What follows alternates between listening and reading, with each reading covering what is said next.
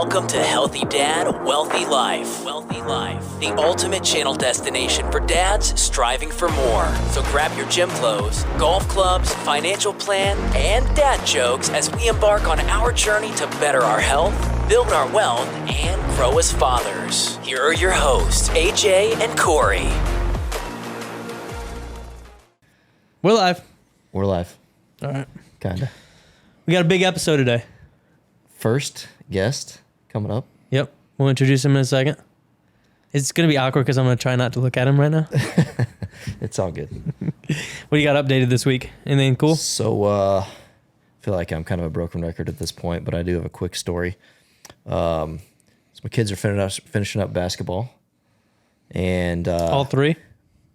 well, Cam's kind of started, but he's kind of young, so different kind of league. But anyways, big basketball tournament this past weekend, and got very intense. The most intense game I've ever been to. Was that the Sunday game? Sunday game. Sandy's screaming, completely out of character for her. And I turned around because I'm sitting next to some guys that we watched the game with, and I said, "Hey, you realize I'm gonna have to cash those checks that's coming out of your mouth right now if something goes down, right?" Make her fight somebody. And everybody died. It was hilarious, dude. So we ended up winning. We fouled the guy we're up one, like 4 seconds left, I think, or whatever. He's coming down the court. We fouled the guy with like 0.1 left. The worst, obviously. I mean, everybody's losing their mind. The guy has 2 free throws to win it. Bricks them both. We erupt. Okay, time out. Yes. Let me pump the brakes. How old are these kids? 12. And you Sixth grade. cheered when he missed 2 free throws? You don't understand. No, this was for the championship game. No, it wasn't. This is the championship of the bronze bracket. Yes. Oh, okay. I was going to say, because I watched a loss. Yeah, this is for the championship of the bronze bracket the next day. So you went nuts when the kid is defeated, just broken, and the crowd goes nuts. You got to harden these kids these days, man. I love it. Anyways, we won. That's awesome. Next thing is we also had another big game, so we went straight into another tournament. This is during the week, so it's been basketball every day for the past, I don't even know at this point. While. Honestly, like 10 days in a row, I think. Huge game versus probably the best kid in this area. I'm not going to name names. So I was really jacked up for the game. Miles was really jacked up for the game. Was this yesterday? This was Wednesday night. Oh, okay. After I got you. And I was jacked up, and Miles went in there like a dog and played. I think he had like, I don't even know, 13 rebounds, 20 points. He's much, not that I didn't think he was good, but he can play. Yeah, he's good. And so he really, that was the first game I've seen him where like he really, really wanted to win. He wanted to beat this guy. Yeah. And mission accomplished. He was telling me about, because we went out to dinner after, because I went to the Saturday game that they lost. Not just lost, they got blown out. But that team was, they had that kid who was, how old are they again? 12? 12. He was 6. Yeah, so the whole problem, to sum this up, with this tournament is they allow select teams and school teams to play, which should not be. A whole different ballgame, yeah. So that was a select team. I think they actually lost in the championship. Did they really? Yeah, by I think a couple points. They were good. Anyway, we had dinner that night, and I was like, why are you letting him back you down like that? He's like, Corey, he was 6 foot tall. I'm like, so you think he'd score on, you're my height, you think he'd score on me? He goes, well, that's different. You're stronger than me. I go, then hit the gym. He's like, I hit the gym every single morning. I go, then go longer. He's like, so you expect me to wake up earlier? I go, yeah. He goes to the gym at 5:30 every morning. He goes, I go to the gym at 5:30. I go, maybe you should go at 5:15. He's like, fine, I'll do it. he was so pissed. But he wants to win. Yeah. So before this big game, I will say I was amped up. I know their coach. I know who this player is, and so I sent him some clips I'll send him some Kobe clips, and it was like, be calm, be the quarterback, and I'm like, I'm the one that's like. So you sent Miles this? Oh yeah. Oh, I thought you sent the other coach this. No, I sent Miles this. I said, hey dude, be cool. You're the quarterback of the team. You got to be collected, and it was kind of more for me. I felt like. Did they win the game? Yeah, we beat him by like 20. Wasn't even close. Yeah, it wasn't close. Nice. Yeah. Besides that, Sandy had a birthday. I don't know when this is. Time out. How old is she? 39, I believe. She Big said. 39. I text her. I said, "Is it your birthday?" She goes, "You know it is." I said, "Happy birthday." And she said, "Still my 30s." I go, "Doubt it." She's 39 years old, and so we didn't do much. We don't do much for celebrating. Next year, obviously, he's 40. We'll probably do something bigger, but just wanted to throw that in there. She gets her AARP magazines next year, right? I don't know. She's Medicare eligible at 40. Is it? Is that what they say? No, it's 65. Jesus Christ. No, I know when Medicare starts. When do they start sending those suckers out? AARP? Not at 40. I don't know. I hope she gets one, though. I might send her I one. feel like they send them out to younger people. When we used to get them at the office, because Sue, I think Sue's 73, 74. So when they come into the office, I would always give them to her and say, hey, they brought your mail to the office. Oh. And she was pissed at me every single time. Yeah. I loved it. What else you got? That's it. That's all I got. Besides, kids are kind of sick this week. I feel like there's a big bug going around the area. So Cam's been out of school for 3 days. Is he feeling better? I felt like he was a little bit better this morning. He's at my mom's, but Miles puked in the middle of the night Wednesday night. Didn't go to school but no temp. Feels fine. We got a championship game tonight. I said, take him back. I said, I gave him zinc. That a boy. I said, I'm pumping you up with zinc. I pumped him up with some elderberry, pumped him up with some vitamins, and I said, hey, we're playing. And he's good to go. Good to go. What do you got? What about you? I know this is going to be released way after this is over, but the challenge that we're doing, one of the parts of it is to write a note to your kid every day. And I don't know if I'm going to stop. I love it. I don't write just like, love you, Dad. Like I write about our day every day. It's almost like a journal for the girls. And it's kind of nice because now I have stuff to talk about. Like, because I don't remember things that happened 7 days ago, but now I have them written down ever since I showed you earlier, like full writing out notes. And I read them to the girls every night. That's awesome. Colby can read hers, but I'd just rather read them to them. They love it. They think it's cool. But on Tuesday, Colb's got promoted up to the competition team in gymnastics. So now it's going to require a lot more time. I think they have like 3-hour practices a couple times during the week. And then now she'll be going to the competition. So I think it's going to start costing some cash. But she's super stoked. I got to ask you, is it like a kid thing or just my kid thing that Kennedy eats whipped cream on everything? Oh, whipped cream. Carrots? Well, pizza? Isn't whipped cream like pure sugar? I'm sure it is. Maybe it's just my child thing. Well, I think my kids like whipped cream, but... she dips everything in it. French fries, pizza. Yeah. I told my kids weird. No, but... Well, they don't like to hear that. We don't say that in my house. We went up to Springfield this past weekend. My niece she turned 12. So went up, gave her a birthday gift, hung out with them for a little while, went up to Shields, which is my favorite store in the world. Guess how much money I spent? None. How much would you have spent? $500. Really? I have a problem. I would have got 7 Nike shirts, shorts. I would have bought some joggers. We are positively, or at least we're affecting our own lives. We know that. I can't tell you how much money I've saved by doing this. But Kennedy talked. It's an hour and 15 minutes there. So 2 hour and 30-minute round trip. There wasn't a single moment of silence. Put your headphones on? No, I had to listen to it the whole time. I was trying to read a book. I'm like, Kennedy, can we play a quiet game? She's like, not a chance. And just keeps rambling. Colby is singing behind me out of tune, making up words. It was fun. Kids melatonin. Fix that. We did Valentine's Day bags. 22 of them. Took me 3 hours because Colby had to handwrite every single thing. So I think Sandy bought ours for Cam.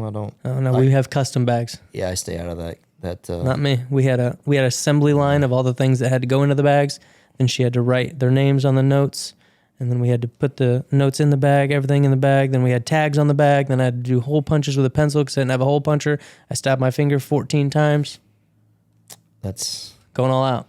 Yeah. The thing is though, like when they're with me, we have to do fun because I only get them half the time. So I want to do fun stuff with them when I have them. So yeah. But I think that's all this week. I did want to add something real quick for everybody that is listening out there. I saw this and I posted this. This was probably last year, so 2023. I created an email for each of my kids, and you told me that, and that's right along the same lines, but probably a little bit easier and better to manage long term. And I started off really strong, and obviously we're humans, but this makes me want to keep doing that. Yeah, because like after every big game, I can just say, "Hey man, I'm really proud of you." And then you give them the password. But I created it, so I saved it all. I just you just get out of it. And I kind of just want to keep this like in a book. I love the email idea too, but just handwriting stuff every single night and then reading them to them. But then I'm going to give them to them at the end of the year just so they have that forever. I think that'll be cool. Yeah. I would have liked something like that. I think. I agree. It's just cool to look back on. Like the email thing is. I think it's different for girls too. Like as a boy, do I really care what my dad wrote me as a letter? Nah, I don't know. If I looked back now, I'd be like, this is cool, Dad. Thanks for being nice to me. But like, hey man, you just won versus. Yeah. You had 20 points, 13 rebounds. I'd been like, that's pretty cool. Yeah. But I don't know. I think it's special for something. For the girls, I think it's cool. Yeah, I like it. Yeah. All right, I think that's our updates. All right, moving on. All right, so as we said at the beginning, first guest of the Healthy Dad, Wealthy Life podcast. We're even repping our shirts today. Repping the shirt. We should have bought one for our guest. Yeah, we'll get him one. We will. He gave me the sticker for my ice shaker. He does have a sticker now. He does have a sticker. He's official. Yeah, we got to have like a guest package, I feel like. Come in I like agree. like a water bottle and like a shirt and... Yeah, they're gonna do all this after I leave. Yeah, absolutely. No, we'll send it. We'll give it to you in the mail. Approximately the same time schedule that you brought our pizzas. To. That's fair. That's fair. So, when did we order those pizzas? Don't know. I mean, November.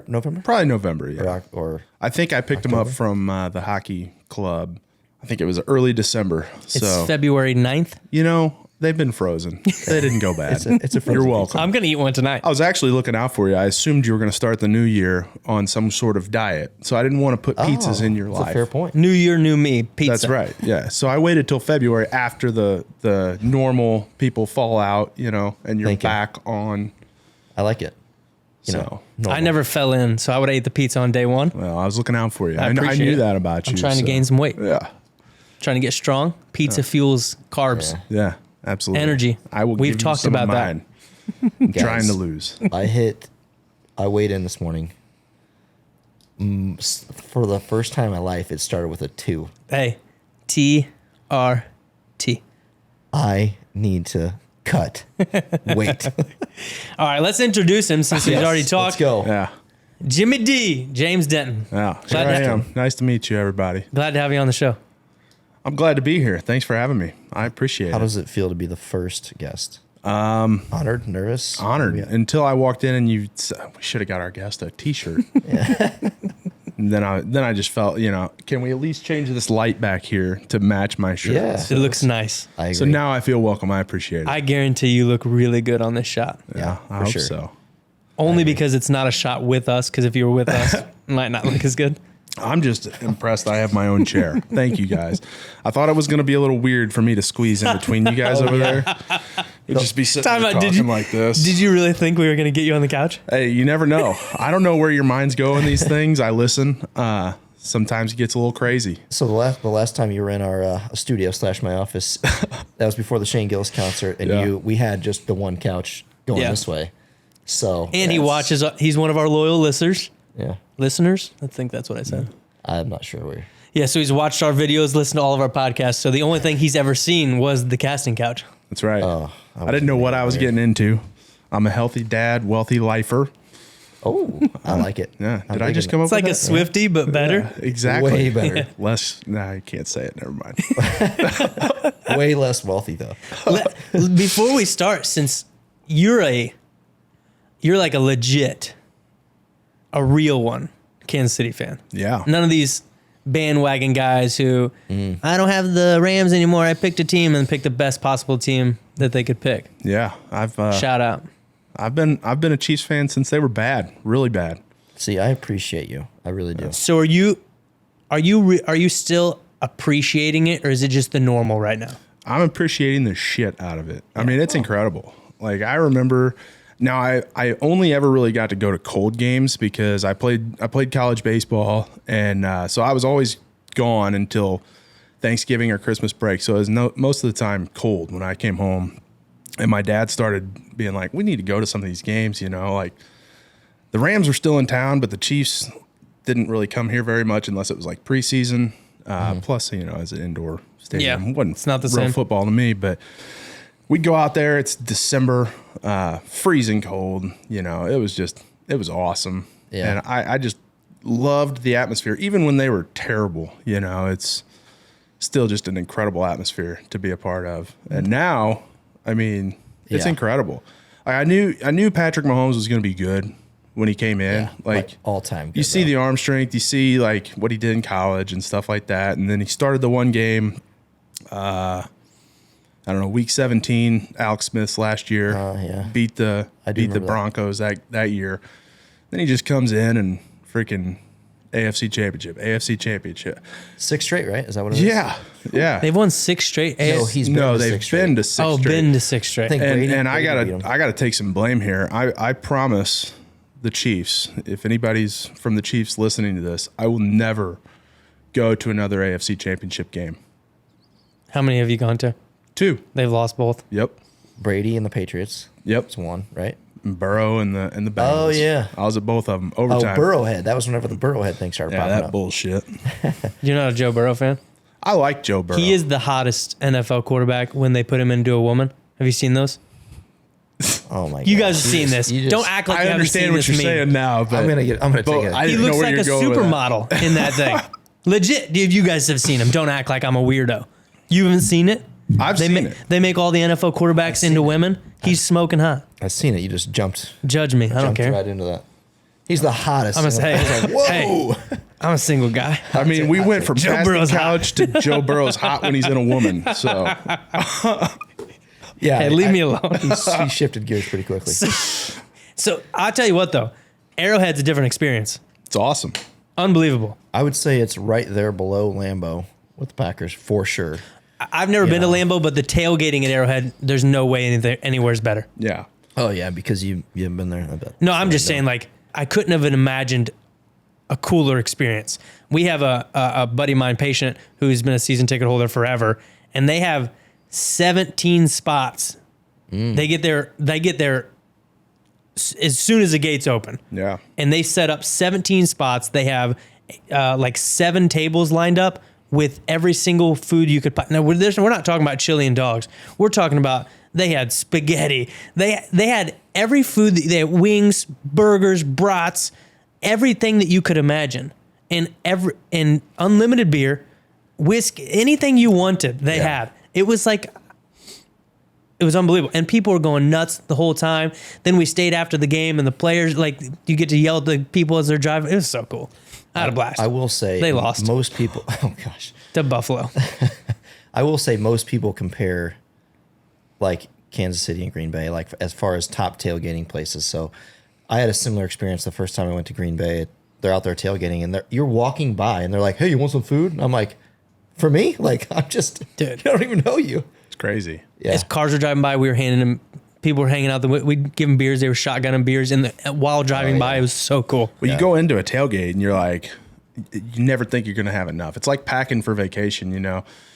You might wear the same joggers or same jeans a couple days a week, but you go on vacation, you're like, I'm going to need 7 different pairs of jeans for this 7 days that I'm here. Yeah. So like for tailgating, it's like, okay, I'm going to need a whole pack of hot dogs, a whole pack of brats. Yeah. You know what? How about some Italian beef? We'll do that. You're going to make some chili, bring that. We're going to need 97 beers per cooler, you know, and then you get there, you're like, shit. We're never going to drink this in 3 hours. Hey, bro, you won't? Yeah. Just start chucking it out. And people are like, these guys are awesome. Yeah. They're just bad at planning, but it's still a great time. It was awesome. I had a blast. Yeah. So do you go to games often still then? Yeah. No more playoff games for me. Hell, even the first playoff game that I went to was the Texans game. Oh. The first Super Bowl year they won. And 28-0, right? It was 24-0 in the first quarter. And it was like Lindsay and I, we paid for a tailgate, you know, because when you're from out of town and you don't have 17 spots, you know, in the front, you just pay for a tailgate, you get free beer, food, stuff like that. So by the time we got into the stadium, got our drinks, got to the stands, it was 24-0. Houston. I looked at Lindsay, I'm like, man, should we go? Like we were just at the AFC Championship the previous year when they lost to Brady in overtime. And it was devastating. I'm like, man, maybe I'm just bad luck in the playoffs. 24-0. She's like, no, let's just stay. I'm like, I don't know, 24-0 first quarter is not looking good. Not promising, you know. And then, I don't know, a couple weird things happened. Like Houston fumbled on a kickoff, touchdown, interception, touchdown. Before you know it, at halftime, it's 28-24 Chiefs. Yeah. I'm like, maybe it's turned around. Yeah. I'm back. I can go to playoff games again. Then we didn't go again until, Burrow. And Burrow hit. All right, I'm out. Yeah. So That's stayed away this year. That's my betting what's life good right about there. this year. Yeah, right. We're back. Yeah, we're back. We're back, baby. Hit that one parlay. We're back. Yeah. No, that's why this year has been great because they had to go on the road almost every year except the first night. We went to Shane Gillis, so we couldn't go anyway, even though you're a We don't need to bring Dolphins it up. fan. Yeah, it was a tough. And it was loss. the coldest game in the history of cold. It was like minus 30 degrees. That would have sucked. It was also annoying to me that we sat at Shane Gillis and every person around me had the Chiefs game on and we're all rooting for the Chiefs. And I was like, go home, you bunch of nerds. Yeah. Nerds in the Super Bowl, baby. Yeah. Do you remember pulling up to Shane Gillis and that guy got out of his truck with a heated vest? You're like, what a loser. And then we get in line, it's negative 18 degree wind chill, we're freezing, and he passes us, and you're like, that guy's a genius.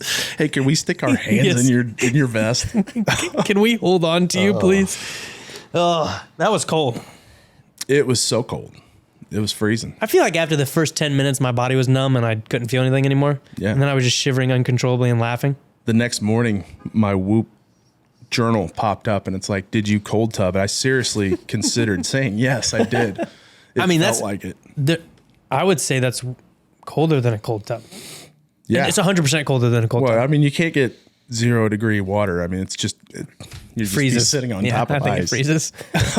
But for real, like I would say that I don't know if it lowers your body temperature.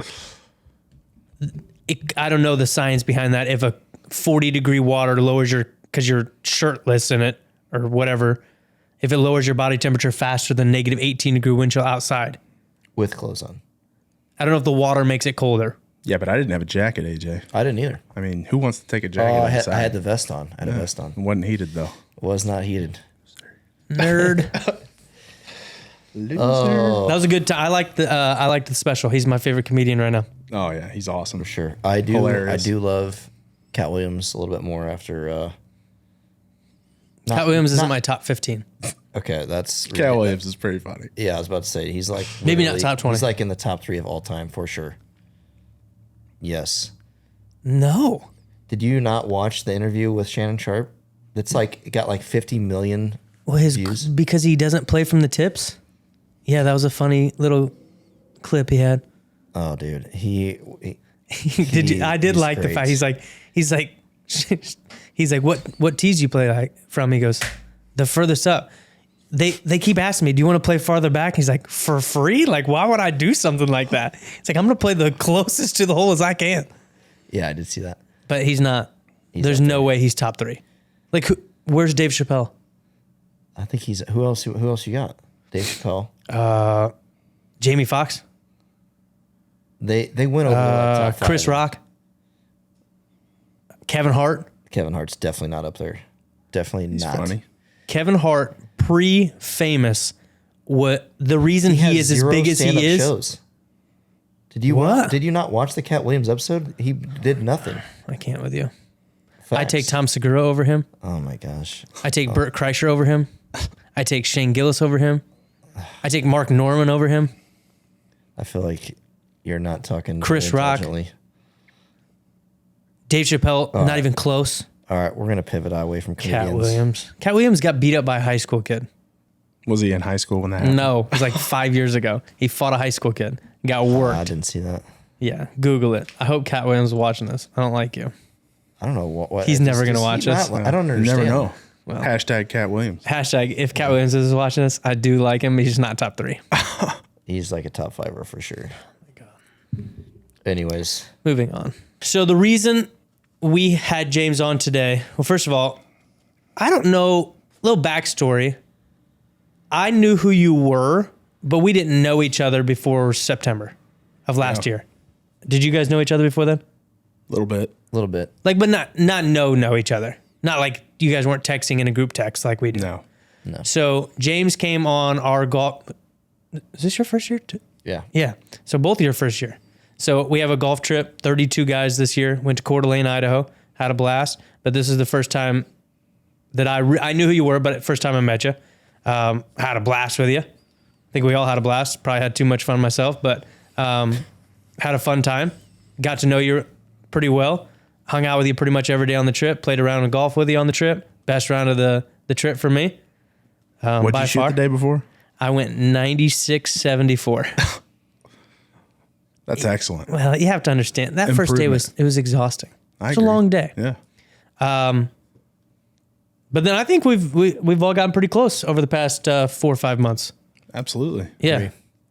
So last week we had we had a podcast about AJ's life and situation where his current wife, her husband, had passed away in a car accident, and AJ told his journey about how he went through the process, adopting the kids, and just the emotions of that entire situation. And we thought this would be a perfect time to have you on because you have the exact opposite point of view on what he went through. And we kind of just wanted your story behind it. And we know this is probably going to be an emotional half hour, 45 minutes, hour, as long as we want to go. Yeah. But just kind of let's start from the beginning. Married, 2 kids. Yep. How old? Yeah, married. Lindsay was my wife. 2 kids. Devin, she is 7. She's in 2nd grade in Glen Carbon Elementary. Dash is my son. He is 6. We hammered them out. Bang, bang. 17 months apart. Love it. Dang. Great kids. I mean, they're incredible. And Lindsay was incredible. Live in Glen Carbon. I'm from Troy. Went to Triad. Grew up around here. I don't know. Your dad was my principal. Yeah, that's right. My dad, John Denton, was principal in Bethalto. Yeah. So he would have been your prince. How many years was he there? 5 or 6. I think he retired in 06. Yeah, I think he retired my junior year because we had you had him for 2 years. I had him for 3. I graduated 05, and he went 1 more year, and then spent basically every spring traveling, watching me play baseball. Yes. Yeah. So. Yeah, you told me he was my principal. I'm like, I don't remember it. You're like, that's probably a good thing. You probably weren't down in the office that it's much. funny. Like anytime we're out, and my dad sees somebody, hey, Mr. Denton, how are you? I always know. I'm like, he was in your office a lot. And he goes, yeah. And it's pretty incredible though. Like, I don't know how he did that. Like, he always told, he remembers everybody. And this is kind of getting off topic already. No, you're good. He used to study the yearbooks of like the incoming freshmen. So like the middle school yearbooks of people that were coming into high school the next year. And he knew, and you probably never even knew this, he knew exactly who you are. And you. Like, he would have known you coming into the school, and he'd see you. He'd be like, hey, Corey, how are you, bud? You're kidding me. Oh, that's awesome. How the hell does this guy know me? That is awesome. And it's pretty incredible, the attention to detail that he had, being a principal there for that's 5 or 6 years. fantastic. Yeah. Like, pretty incredible. That's an understatement. Cool. Yeah. That is awesome. Because you're right. Not only is that just something your dad did not have to do, because no high school kid's going to expect that. But like, if he walks up in the hall and says my name, like, that just makes me feel welcome. And how the heck does that guy know my name? That's awesome. Not that I remember any of that, but that's really cool. Yeah, pretty incredible. But back to the story. Wait, let's zoom out. So, like, I shared my story, right?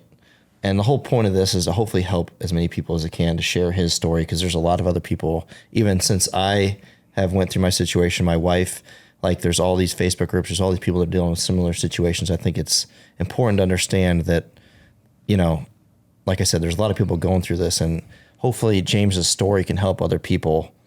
And if they're going through similar situations or maybe have these feelings, and it's always good to hear from somebody that is going through a lot of the same feelings, emotions, thoughts that James is going through, which we're going to go, dive into. And I think, kind of how you started this, like, you can go through the dates and stuff, but it was shared around pretty viral on Facebook. I thought, obviously, as some of these things, happen. But I don't know when the exact date was, but you want to take us through some of all, like, kind of starting. First of all, how long were you married? When did you guys meet? Yeah. Tell us a backstory. Yeah. So we were together almost 10 years, I guess.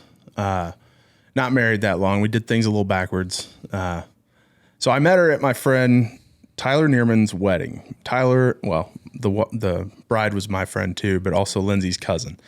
So Tyler and Chelsea Neerman, I met Lindsay at their wedding, Lindsay's cousin. I was in the wedding. I walked the dog down the aisle.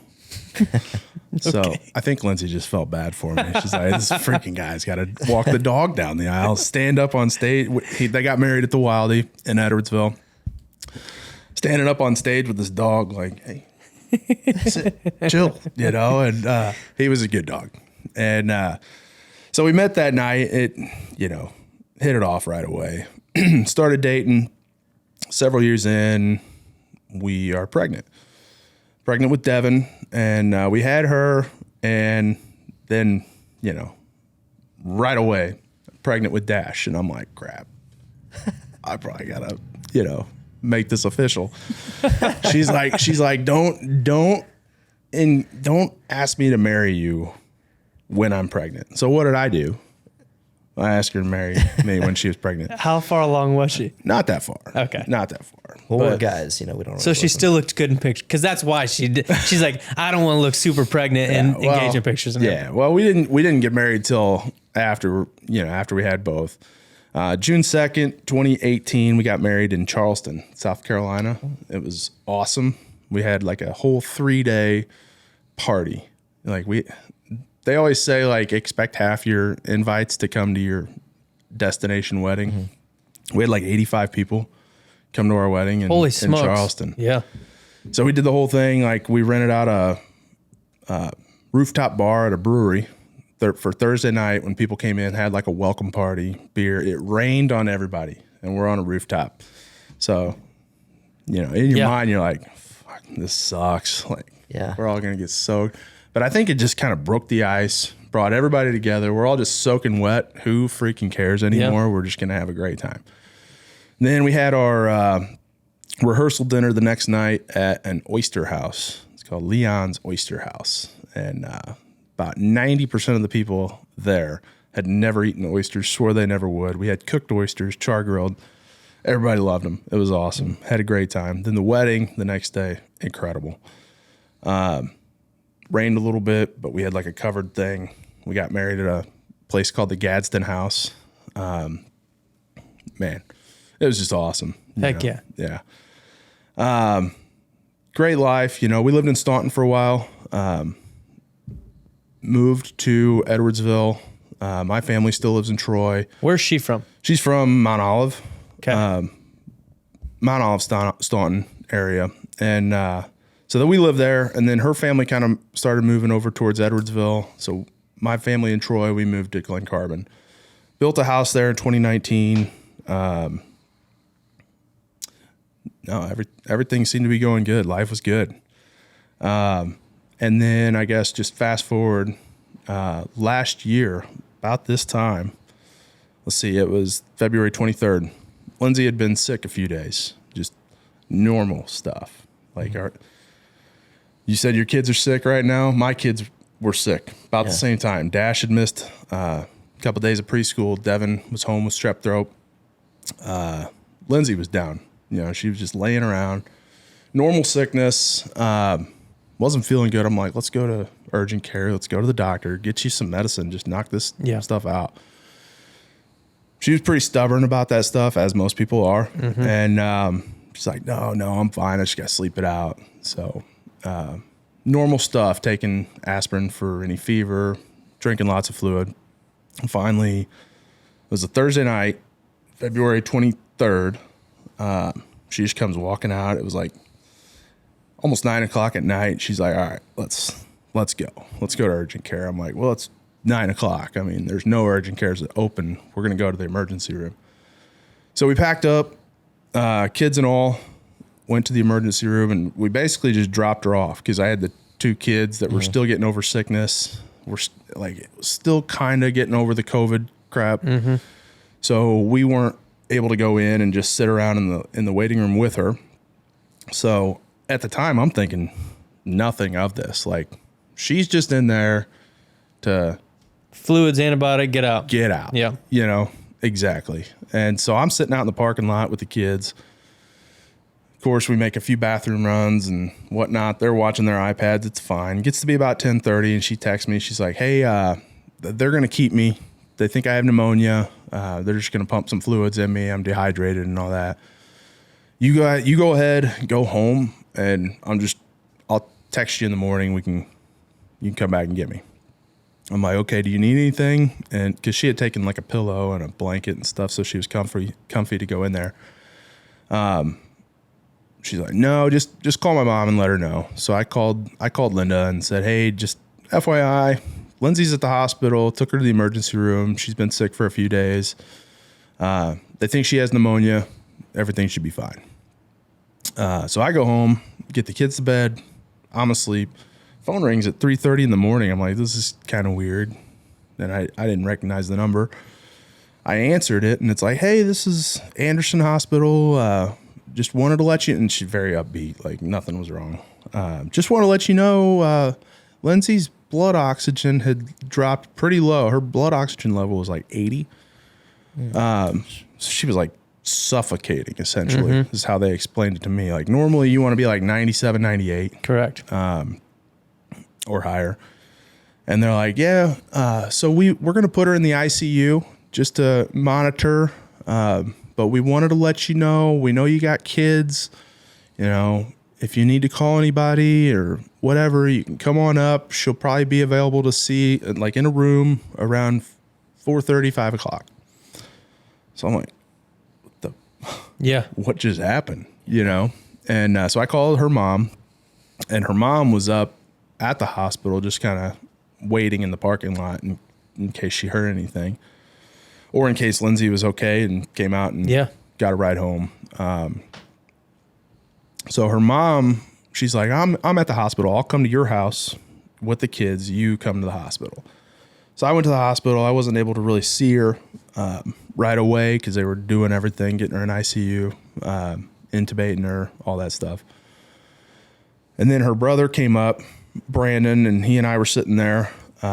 We finally got to go into the room, and at this point, she was, I guess, medically induced coma, put into a medically induced coma. Her blood pressure was dropping, like, basically nothing good. Like, the doctor was mentioning renal failure, and I'm like, what in the world's going on? And, well, it turns out she had strep in her blood, and this had put her into septic shock, which was pushing her blood pressure down. So she was on all kind of medications to help her blood pressure and all this stuff. So at this point, we're freaking out. We have no idea what the heck's going on. I don't know. I don't understand hardly any of this stuff. But the day goes on. This is Friday now, the 24th of February. Day goes on, and the doctor comes in, and he's like, hey, she seems to be stabling out pretty good. I think we ought to get her to a bigger facility. I'm like, well, is this good news or bad news? You know? And he's like, it's good that she's stable, but just in case, you know, we're missing something, or I don't know, we want to get her to a more equipped facility. So Mercy South over in South County had some rooms available. So they flew her on a helicopter over there, which I'm like, Jesus, like, this isn't, you know, she's stable, but let's get her over there really, really fast. So Friday was just a horrible, horrible day. Saturday, more of the same. I learned quickly that when doctors use the word uneventful, that's good.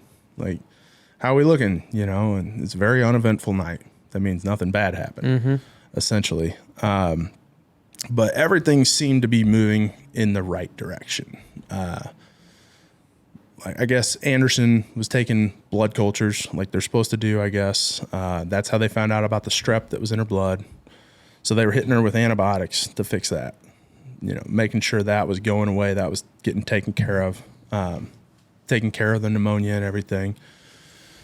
Saturday, she was progressing. She was still out. I didn't, at this point, the last time I saw her, talk to her, alert, was that Thursday night when she was walking into the emergency room. And so Saturday was a very uneventful day. She didn't get any worse and starting to show signs of improvement. She was on oxygen, but they were reducing how much she needed. They were reducing the blood pressure medication, all that stuff. Same Sunday. Sunday was a pretty good day. I actually had a conversation with her nurse on Sunday that what are we looking at here? And he's like, we're looking pretty good. Like, we're moving towards the good. Overall, everything seems to show signs of improvement. You're still going to have a long road of recovery. She's been in a medically induced coma for, Friday, Saturday, Sunday now, 3 days. There's going to be some therapy. Life may change for the next 30 days or so.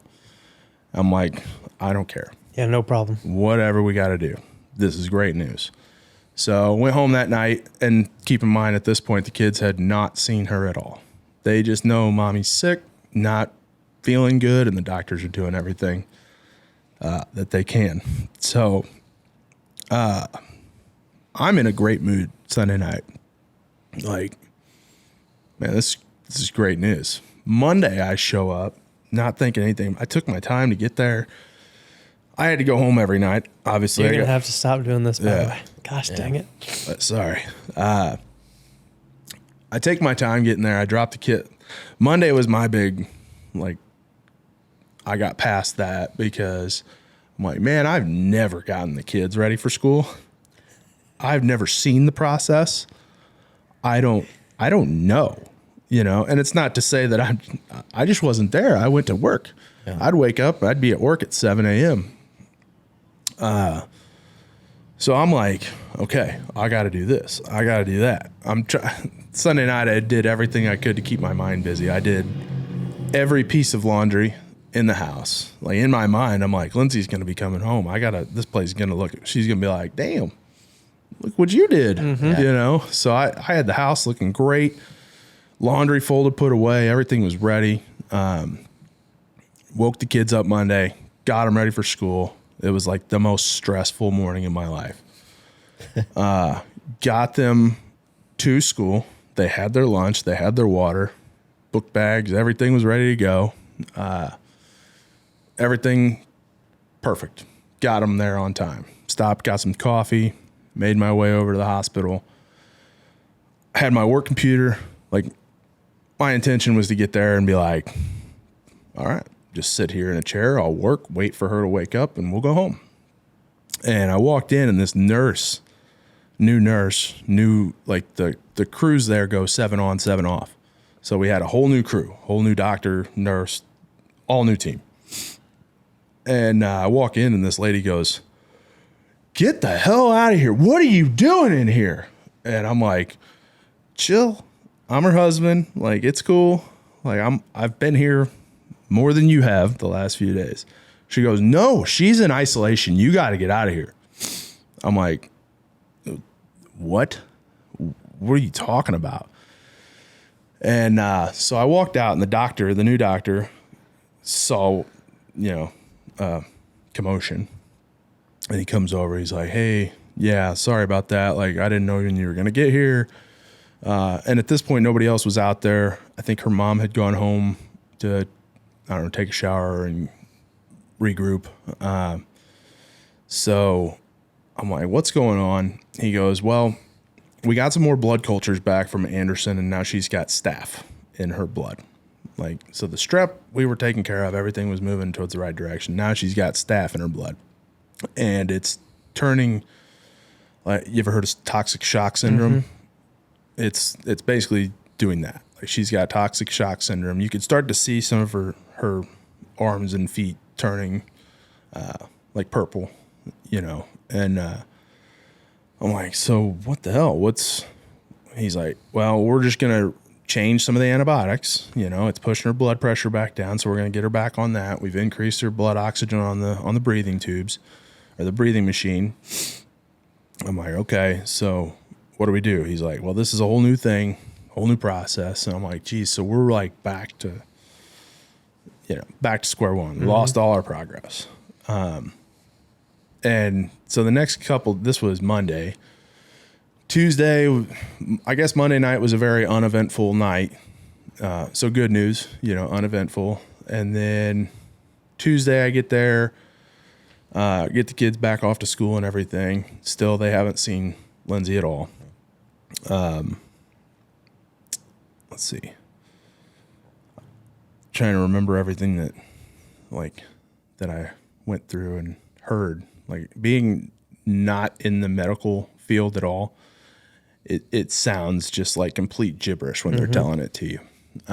But it seemed like everything was kind of contradicting what the other thing was trying to do. So low blood pressure, so we give her this medicine, but that was clotting her blood, Well, she had some kidney, because of the staph now in the toxic shock syndrome, she had kidney failure and some liver failure.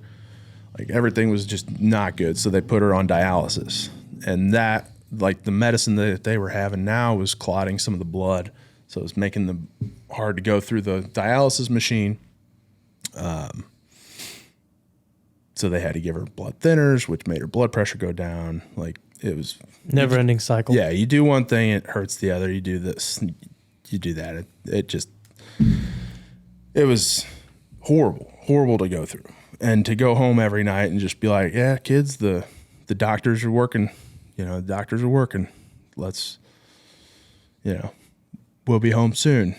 And in fact, one day at school, the kids made something. It was cute.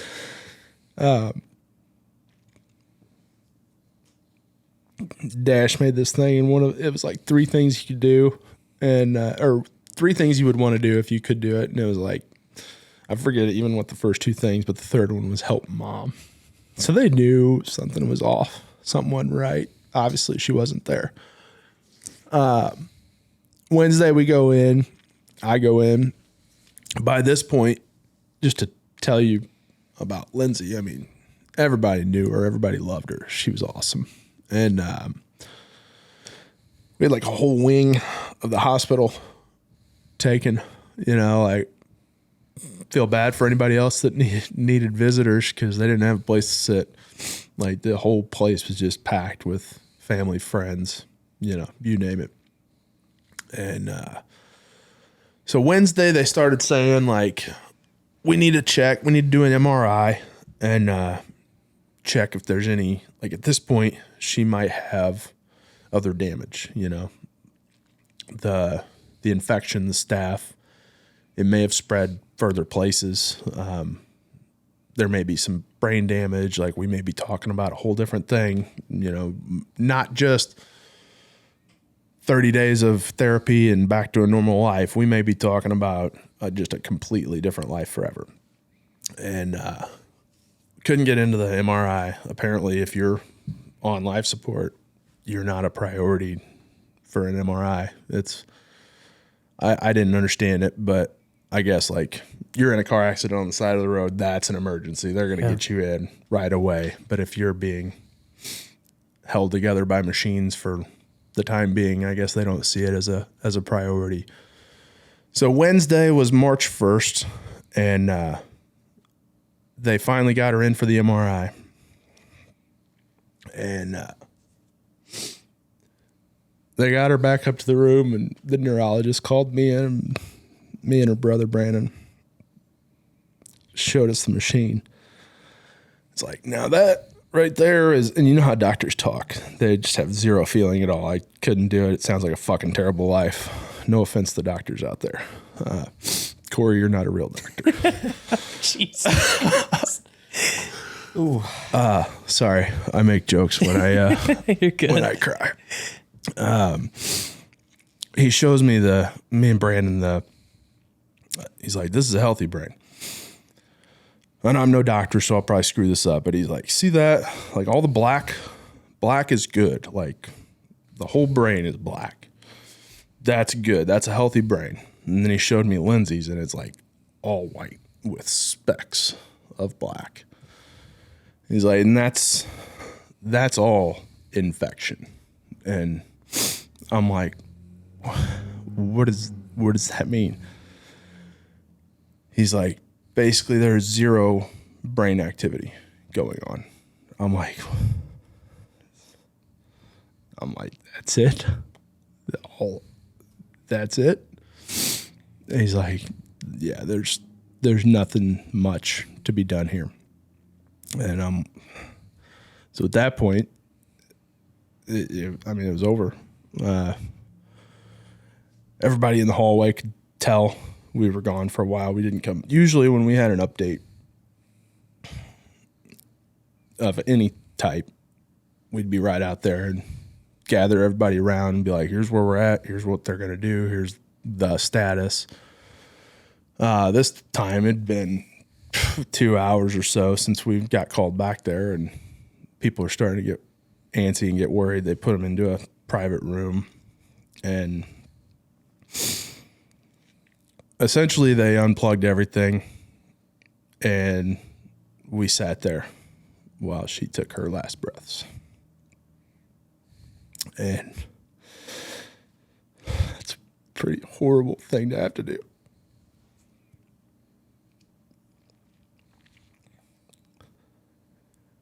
Then we had to go home.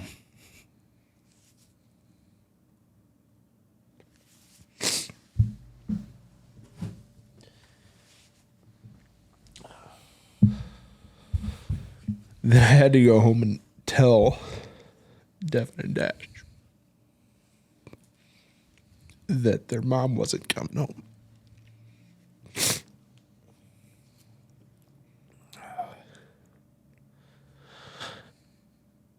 That's something I hope nobody ever has to fucking do.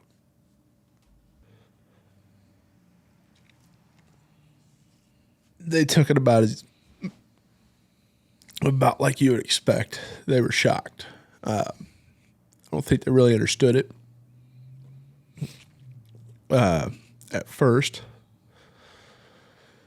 Obviously, they could see me and everybody else that was in the room crying. Sorry. So they knew it was just. They knew it wasn't. They knew it was. Trying to explain. They knew what it was, but they just didn't understand it yet, because they cried hard.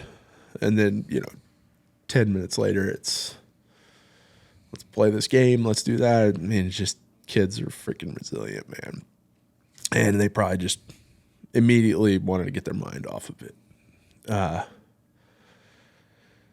It's hard. It was hard. It was really hard the first couple of days. How old were they at the time? Well, 6 and 5. It was March 1st. So I'm 23. Yeah. Devin's birthday is April 8th, so she was about to turn 7. You guys may not even know this. So when this type of thing happens, your house is a freaking revolving door. There was 100 people over every day, bringing you food, bringing you alcohol. I had more alcohol probably in that first week than most frat parties have in a month. That's just what people do. They don't know what else to do. They bring food over, they bring booze, they do whatever. They come hang out. And honestly, I loved it. I loved it. Took my mind off everything. Because it's probably hard to sit by yourself in your thought. Yeah. I mean, it still is. Yeah. That's what's hardest for me, I think, is maybe I build this up in my mind. I don't know. But I never can have a moment. Because it's like, okay, my life's changed. I got to be here for the kids. I can't just go sit in a corner and sulk all day, every day, even though that's exactly what I wanted to do. I couldn't do it. I had to get up the next day. I had to get the kids ready, get them bathed, get them fed. They took some time off school. I got them into therapy right away. I got me into therapy right away. I have one of my high school football coaches went through a similar situation. I guess more similar to Sandy. He lost his wife when he was about my age, young kids. And he told me at Lindsay's funeral, he's like, whatever you do, get them into therapy. Absolutely. And I gotta say, it's really helped. It's helped me a ton. I am your typical man, and I say that in the sense of I don't talk about anything. I don't like to. I don't want to, and I feel like I'm bothering you if I'm like sitting here talking about my problems and my issues, and at the same time I feel like I'm just whining, like just, and I don't want to be that guy, but it is helpful to get it out, especially when you feel like I feel, and you can't have these moments, and you have to be strong for your children and for other people. You have to look like you're Together. You have to look like you're together, even if you're not at all. So the hardest part for me still is at night when the kids go to bed. You just sit there, So for the longest time, I would just drink, Just to like numb the. Yeah, I couldn't sleep for anything. So make a whiskey drink. Make another one. Make another one. Before you know it, I'm feeling like shit every morning. I'm sleeping in later and later and later. I'm scrambling around to get the kids to school because I feel like shit. I'm not working out. Eating terrible. It's just a horrible, horrible path that I was on. And I started seeing it. And then it kind of, I guess the kicker, the aha moment was I'm like, I need more life insurance because if something like this happens to me, my kids, what are they going to do? Now that's not to say we don't have anybody. Like, we've got a great family support system. Yeah, we get what you mean, though. But I need to make sure they're set up. So I applied for life insurance. I got a trust set up. I did all the things that I should have done, that Lindsay and I should have done years ago, that we never did.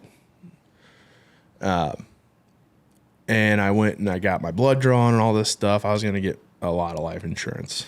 And blood work came back, liver enzymes through the roof. I'm like, shit. Maybe I should, change a little bit.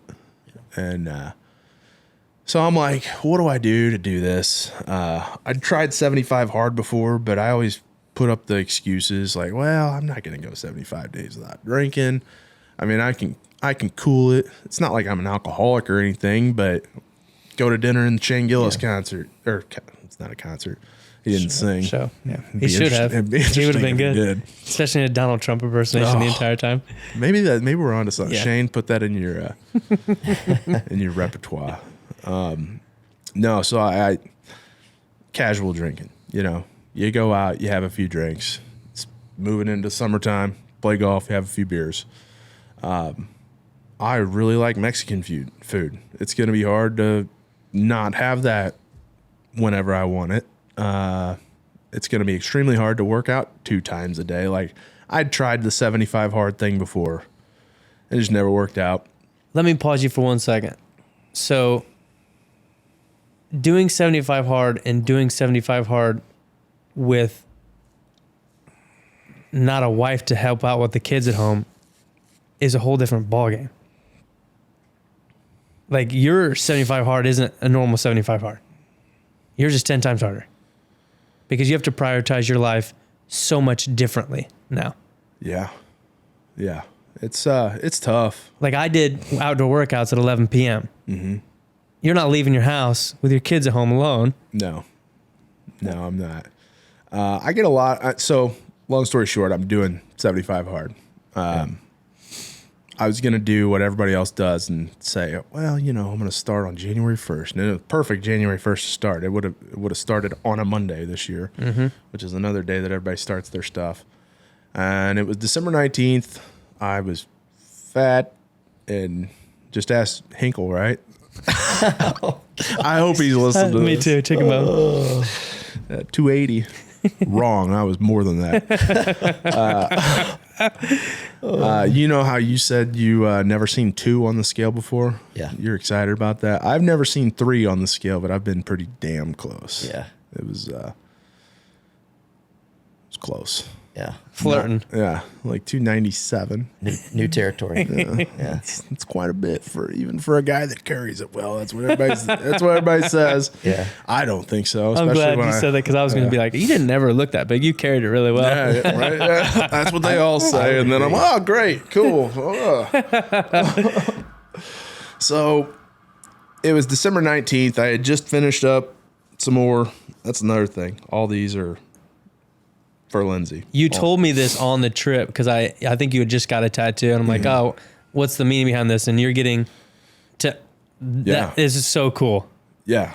You want me to go through it? Yeah. So First of all, why are you getting the tattoos? Well, I've always wanted. No, but what's the significance of the tattoos? Is my point. They're all symbolic. I mean, But they were all on her body. Well, not all of them. Oh, okay. A lot of them were on her body, Yes. though, correct? Yes. Which is the coolest thing I've ever heard. Yeah. So I'm taking that, and I've kind of branched off a little bit. So this cross, I started there. That was almost identical on her back. So I got that was my first one. I never had a tattoo in my life. So the cross on my forearm, got that. Then I don't know if you can see. Yep. Yeah. So Devin Dash that you could see inside Yep. Lindsay's name there. Mm-hmm. She had that identically on her forearm right here. Well, I have lyrics from our wedding song on the top of my forearm. Awesome. And I didn't want to put letters going the opposite way. It would look weird.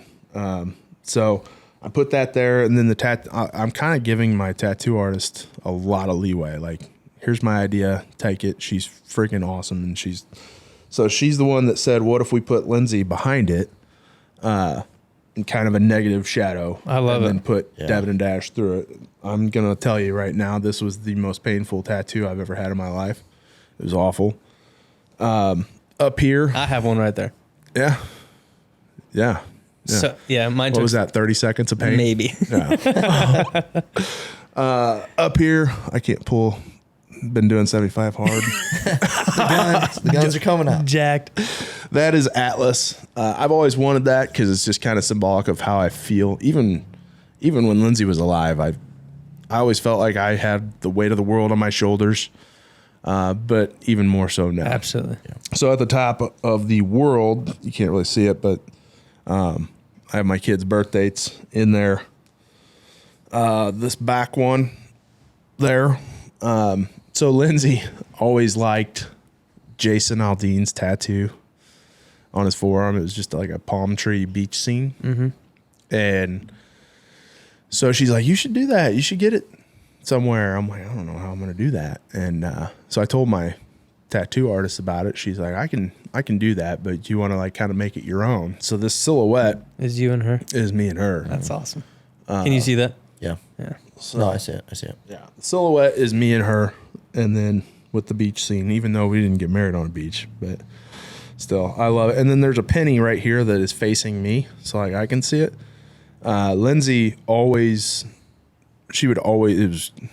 anytime she saw a penny, she'd be like, is it heads up? Oh, And yeah. she'd look at it, and if it's heads up, she'd pick it up, and she'd be like, that's my dad saying hi from heaven.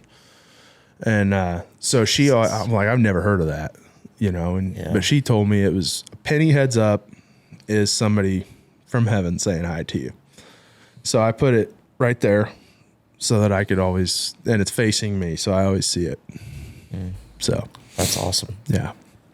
That might be my favorite. Yeah, I love it. Yeah. That was my tattoo artist's favorite. She's like, I'm going to freaking do the shit out of this penny. It is very. Like this tiny little thing right here took 2 hours. She had like 14 different colors of brown and copper. She's like, I'm going to make this thing awesome. The year in it is 1984, the year Lindsay was born. Yeah. So we're on finishing touches now. I'm going to go some roses. She had like a flower right here.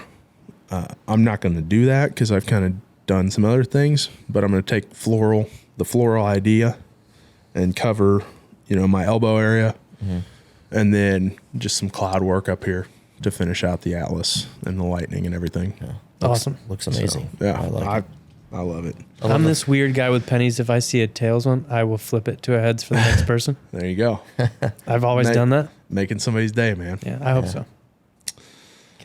So yeah, I've been doing that. It's been I didn't get my first tattoo till June, so it's been a whole process as well. I just think it's so cool that you're literally memorializing. Is that the right word? Yeah, I guess Like her body on your arm, which is the coolest thing in the world. Yeah, like when you told me, like I think I saw the cross. We were talking about the cross. You're like, this was literally exact replica of what was on her, and you're like, I'm gonna go a couple different ones that she had on her body, kind of through my arm, and I was like, that's the coolest thing ever. Absolutely, she had JD right here on her finger too. I always thought she was crazy for getting my initials tattooed. I'm like, you really love me, huh? And so she got my initials. Maybe she just likes sausage. Jimmy Dean. Yeah, well played. So I'm gonna do her initials on my that's awesome ring finger too. I really thought you were gonna say the JD was for something else, but it really was for you. Gosh dang it! Yep. She really did like you. Yep. Yeah. I love it. A little bit. Yeah. So I guess back to 75 hard. I was finishing up my tattoo session on the 19th. I'm like, you know what? Why wait till the 1st? That's just an excuse so that I can eat what I want and drink what I want on Christmas and New Year's. And that's just soft. I'm not going to, if I do that, I'm not going to finish 75 hard. I love it. So I'm like, I'm starting. So I didn't start that night because I didn't get home till like 8 o'clock, 8:30. Kids just got home. Had to make dinner, get everything ready for school. But the next day, the 20th, I started. And so here I am, February 9th, day 52. It's going well. I took some notes for you. You guys are note takers. So I did an in-body scan on day 1. S2? No, Shane. Oh, he has one? Yeah, Shane's got one. CrossFit 557. Shane McBride. Yep. I'm going to do one little side before you do that. If I was going to boost anybody's CrossFit gym, he's the man. He's the man. So CrossFit has not recently, but got that bad rap of, I think it got big really fast and you had a lot of gyms open up with people who maybe didn't know exactly what they were doing. Coaches were getting a lot of people injured, so it got that negative connotation. So I think that was always in my mind. Like, they're doing their kipping pull-ups, it's trash. I met him through Jake Wolf. We went to First Form together at HQ and rode with him the whole way, did a workout with him. I'm like, this dude is the real deal. Yeah. So I went and I worked out at his gym a couple of times. He knows exactly what he's doing. He's phenomenal at it. It's an awesome gym. It's an awesome place. He's an awesome guy. Can't recommend it enough for anybody who's interested in it. Absolutely. He's I've been there off and on since day 1. Shane and I went to high school together, graduated together. He's one of my best friends. But he's got an in-body scanner there in his gym. And on day 1, so I weighed in, I was 280.6 pounds, 26% body fat. I guess the last scan I did was day 43. So I'm almost 10 days past that now. But I was down to 264, 23.6% body fat. So I lost 2.5% body fat, 16 pounds and total on the scale. Yeah. So that's even more fat because I gained some muscle in there. I probably should have wrote that down. But then just looking at some of my Whoop statistics, my resting heart rate just in the last 2 months has gone from my average down from 59 to 47. Wow. Holy smokes. That's crazy. Yeah. My HRV, you could probably explain it better than me. I know it's good to have higher, but still I've listened to podcast after podcast and I still don't quite understand it. It's just your body's ability to recover better. Mm-hmm. Yeah. I think it's gone from average 95 milliseconds up to 124 milliseconds. That's 30% increase. And my recovery average, so Whoop gives you a recovery, those who don't have it, has gone average 56% to 70%. that's unbelievable. Yeah. So average for those that don't have Whoop, it's basically red, yellow, green. Yeah. Red's bad, yellow's green's good. Yeah. And so 70%'s in the green. Red is anything below 33%. So it basically just cuts it in thirds. So I went from mid yellow to in the green, just, eating better, not drinking, working out, the things you're supposed to do. Also, though, to stay in green during 75 hard is actually a little bit difficult because you are working out twice a week. Your activity level is higher, your strain is higher, and sometimes you're doing stuff late at night, early in the morning, so you're not getting that quality sleep in, and sleep plays a big role in your recovery on the Whoop and recovery general. So to keep your recovery that high during this is actually phenomenal, honestly. Yeah. I've been prioritizing my sleep. It's helping my kids even. Instead of just doing nothing, sitting around, running around, doing whatever till 9:30, 10 o'clock at night every night. Like, we have a routine, Routine's big. We Big start routine guy. we start winding down around 7:30. We eat a lot earlier now.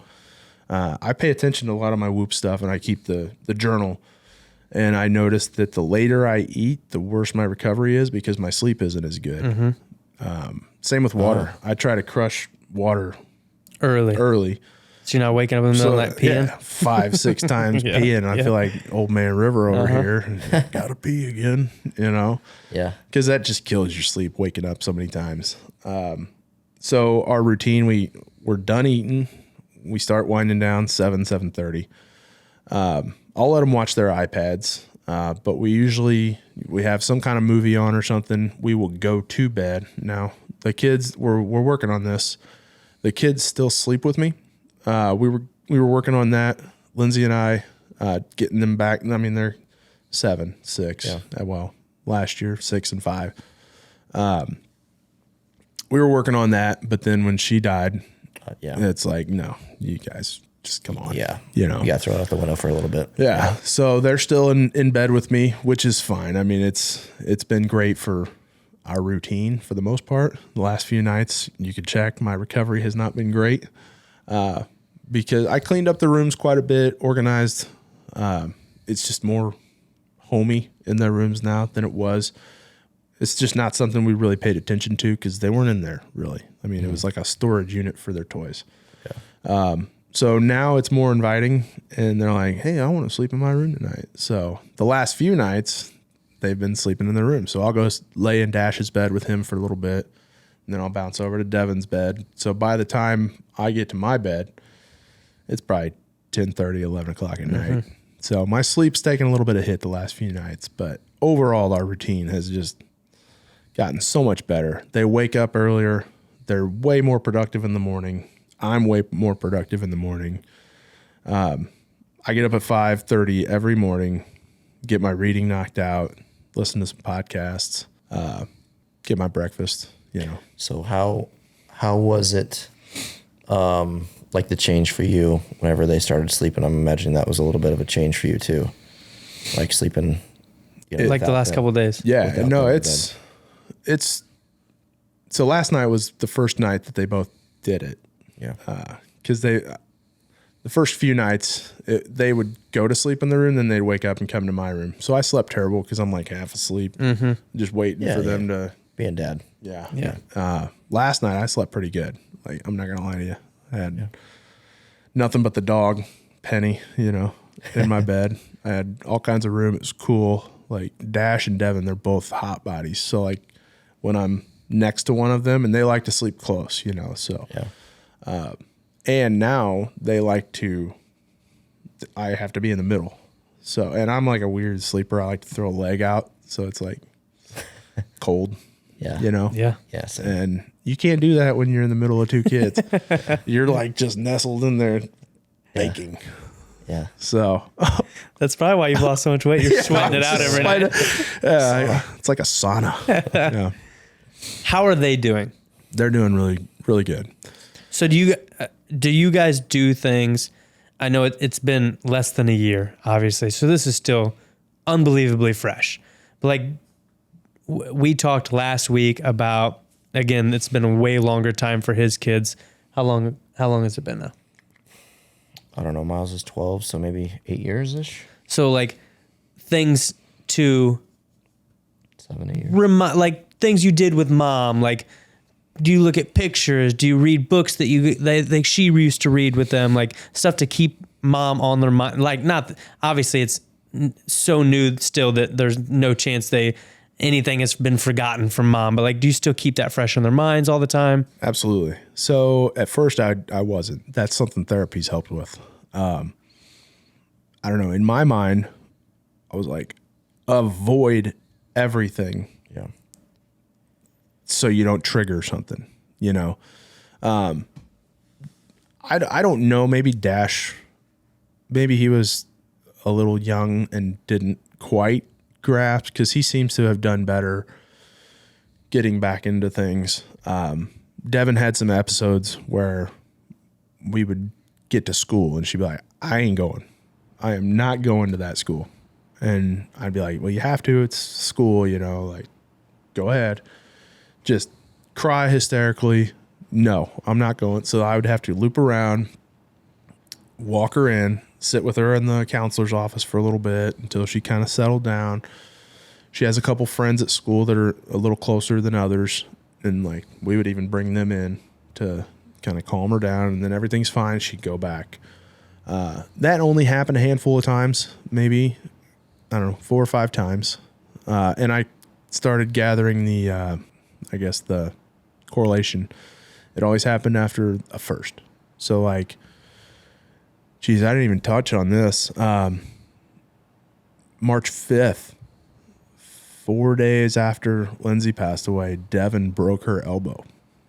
That was kind of a big one. I probably should have touched on that. We were out playing at the neighbors across the street, Joe's house. Yeah. And Devin jumps off the swing, like, Dad, watch this. Jumps off the swing, got a little higher than she wanted. So her body kind of leaned a little more forward. She put her elbow down, or put her hands down, and you could just hear it. And she started crying immediately. I'm like, what do I do? Like, what's happening? And the last place you want to be back to is a hospital at this point in time. Yeah. Oh, my Anderson gosh. emergency room. So I just scooped her up, ran over to my house, put her in the back seat of my truck. We put a pillow under her arm, and just because it didn't look good. My mother-in-law was there with Dash already. She stayed around probably a week or so after everything happened, and just to help make sure I didn't completely screw something up. Got to the hospital. They're like, this is way too complex for Anderson. We got to move on.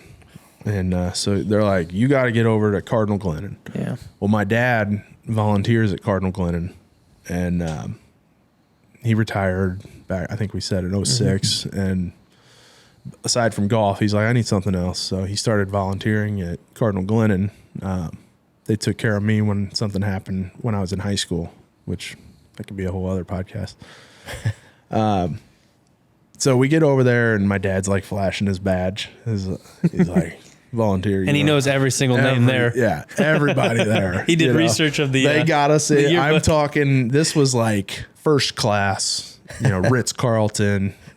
I'm like luxury. Yeah, Devin was the VIP patient. They're like, Mr. Denton, right this way. And we rolled back there, and long story short, we spent 2 more nights in the hospital. Oh my gosh. Devin had surgery. It was that bad. She had 3 pins in her elbow, and she looks like she got Tommy John surgery, because right here, they had to cut to move some of the nerves to put one of the pins in. So it's on a growth plate or something? I don't even remember. Okay. But yeah, 3 pins, cast for a month. Up to the. Oh, dude, yeah. Yeah, so she was here. Yeah, she was like Those are the Henry worst. Rowan Gardner. You know what I'm talking about? No idea. Who you're Rookie talking of the year. about. No, got nothing. Well, you should watch it. Okay, I will. Let me write that down. No, so she obviously that was, catastrophic. Yes. Just horrible experience. But back to my story, I noticed it was after first. So Devin's birthday, April 8th, a month and a couple of days afterwards, we had her birthday party. And then that Monday, she's like, I ain't going. I can't do it. And then I took the kids summer clothes shopping. And it was something Lindsay and I used to go everywhere. We just drive around sometimes. We just get the kids in the car and get out. So we'd go out to eat. We'd go to the mall. We just waste a day spending it with the kids, getting things that we need, doing things that we needed to do, whatever. We just get out. But it was something that we all did as a family. So we went to Nordstrom, got some summer clothes, went to Mission Taco. That was one of our spots. That next Monday, not going to school. So I started connecting the dots. So I pointed. It's nice that I noticed these things because I could point it out to their therapist and be like, hey, here's what happened. Here's how she reacted. Here's what Dash did. Here's how he reacted. And so she could kind of mold the conversations around that stuff to help. And therapy has really, really helped us all just talk about things. It sounds weird talking about your feelings, but it has because so many times I would get frustrated with the kids and I didn't know how to tell the kids I'm frustrated. I would just yell or be in a weird pissed off mood for no reason. And they'd be like, they might've thought, what did I do to piss off Dad? And it could have been something completely different. Same with them. They would just act out. And Devin went through this thing the first couple weeks afterwards where if you looked at her and smiled or laughed, she would just be like, stop it, and just go to her room and cry. Just mean, and I'm like, hey, you can do this in a different way, a more constructive way. And that's really helped. Therapy, just they are able to tell me hey, I'm frustrated right now. I just need a minute. Instead of just acting out or freaking out or something like that. And vice versa. I can be like, guys, Daddy's a little frustrated today. Has nothing to do with you guys. So, we're just going to talk it out. Everything's going to be fine. Yeah, and they're getting to the ages now where they understand that. Okay, Dad's a little, stay away. Yeah, and that happens. You mentioned right at the beginning, you want to do all the fun things with your girls, while you got them.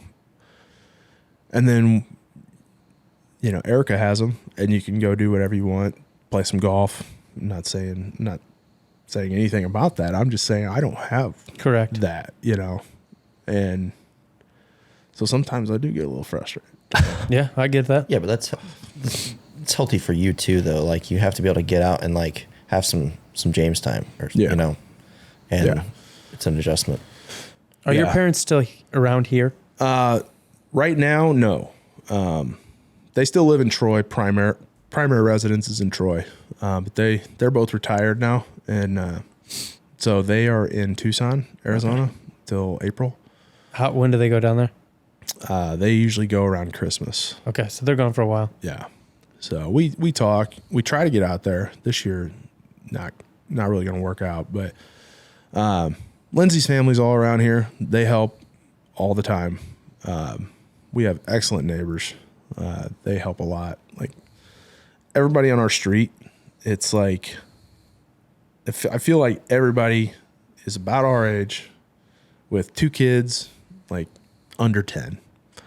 So we fit perfect. Like all the kids play together all the time, and they're more than willing to help. Like sometimes I need to get a outdoor workout in during 75 hard, and it's like a Saturday. I'm like, I don't know when I'm going to do this. Yeah. Kids are out playing. I'm like, hey, can you guys just keep an eye on them for like an hour? Yeah. And so that works out. I do a lot of my outside stuff during the day while the kids are at school. Absolutely. So How would you say 75 hard is like overall helped you? Like I know you're working out twice a day, and usually I'm assuming the second one's like a walk or something where you're outside. yeah. Yeah. So for the longest time, I would just do a walk. I have a 20-pound weighted vest. Like the walk seemed to start getting easy and monotonous. So I lost almost 20 pounds. So I'm like, why not put it back on and keep doing it? Yeah.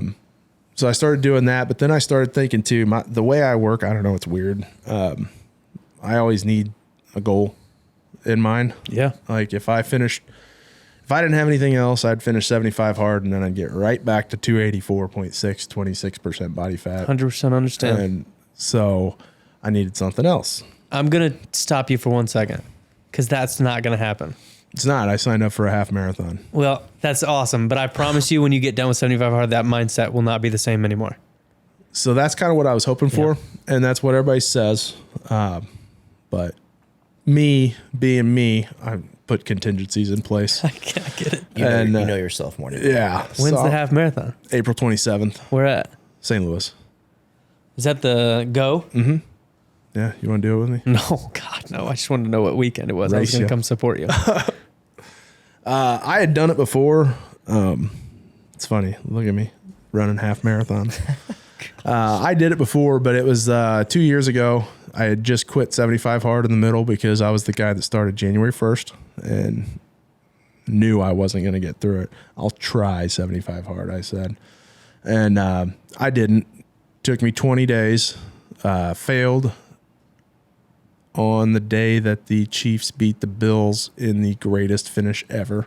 Oh, that was a phenomenal game. Yeah. Probably the best game I've ever seen. It was. The bourbon was excellent too. But then, so I was training for the half marathon. My buddy Rob was like, let's do it. I'm like, yeah, sure. I was training. I was feeling good. And then Triad, this is when I was coaching, Triad called me. They're like, hey, something happened. We kind of lost our JV coach, like fast. Season starts tomorrow. Can you do it? I'm like, I guess I can. Yeah. So coached the JV at Triad for a year, and I had coached there before, but got out of that when Lindsay and I had kids. You guys mentioned the guy the other day that committed to Oklahoma State. Yeah. He's pretty solid. I had him on that team freshman year. We went 19-2, called it a year, career.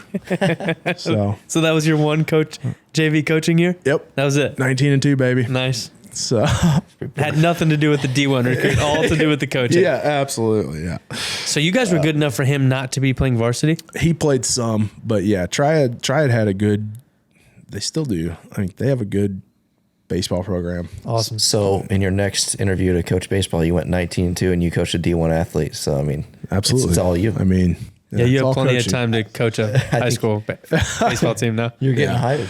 Yeah, certainly can't do that anymore. But because of the baseball, I had just checked out in my mind. I quit training. I wasn't going to do it. I didn't tell Rob, but I was not going to run that half marathon. And he called me like a couple days before, and he's like, "Hey, bro, what's up?" Because I ghosted him, completely ghosted. I wasn't responding to texts, nothing. I'm like, "Hey, dude, listen, I ain't doing it.